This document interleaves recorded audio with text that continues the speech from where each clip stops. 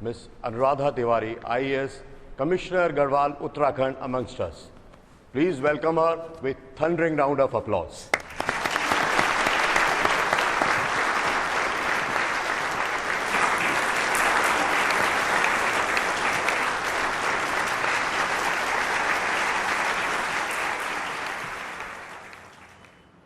तो as commissioner of Garhwal Uttarakhand ये मेरी रिस्पॉन्सिबिलिटी है कि लॉ एंड ऑर्डर मेंटेन रहे।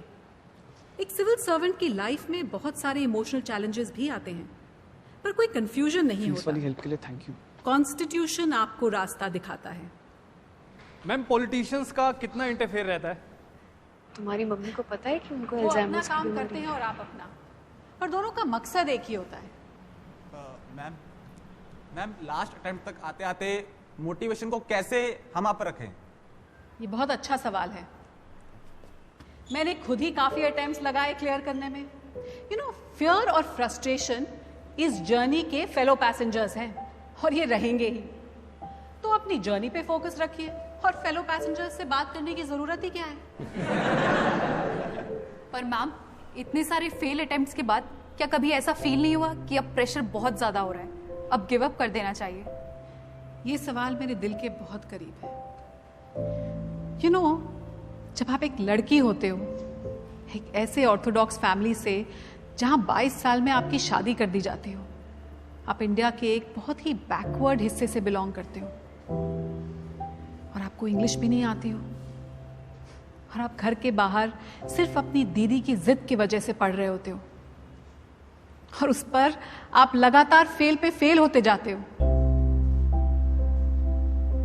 तो हाँ, हर रोज लगता था कि गिव अप कर दूं, और शायद कर भी देती, एक्चुअली डेफिनेटली कर देती।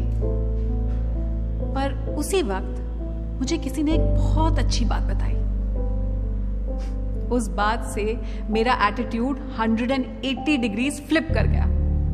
क्या आप वो बात सुनना चाहेंगे? तो एक स्टोरी सुनिए। 1981 में यूएस में एक प्रोफेसर थे, सेरेमिक्स पढ़ाते थे। उन्होंने एक एक्सपेरिमेंट किया। अपनी क्लास को 2 ग्रुप्स में बांट दिया और 10 दिन का वक्त दिया। पहले ग्रुप को उन्होंने ये टास्क दिया कि वो सिर्फ एक परफेक्ट मटका बनाए, सिर्फ एक। और दूसरी ग्रुप को ये टास्क दिया कि वो जितने हो सके मैक्सिमम मटके बनाए और क्वालिटी की चिंता बिल्कुल ना करें। दोनों ग्रुप्स ने अपना काम शुरू किया। 10 दिन बाद जब रिजल्ट्स आए तो खुद प्रोफेसर ही हैरान हो गए, क्योंकि दूसरे ग्रुप ने न केवल पहले ग्रुप से ज्यादा मटके बनाए, बल्कि हर मटका was better looking, was almost perfect। सब सोच रहे थे कि ये कैसे हो गया। आप जानते हो ये कैसे हुआ? क्योंकि पहला ग्रुप जो है वो सिर्फ इसी बात को लेकर अटका रहा कि एक मटका बनाना है, इसको परफेक्ट कैसे बनाएं। तो उन्होंने सारा टाइम परफेक्शन में ही गुजार दिया। जबकि दूसरे ग्रुप ने एक बार कोशिश की और बहुत बुरे मटके बनाए, पर उन्होंने उसको इंप्रूव किया और दोबारा कोशिश करके फिर से मटके बनाए।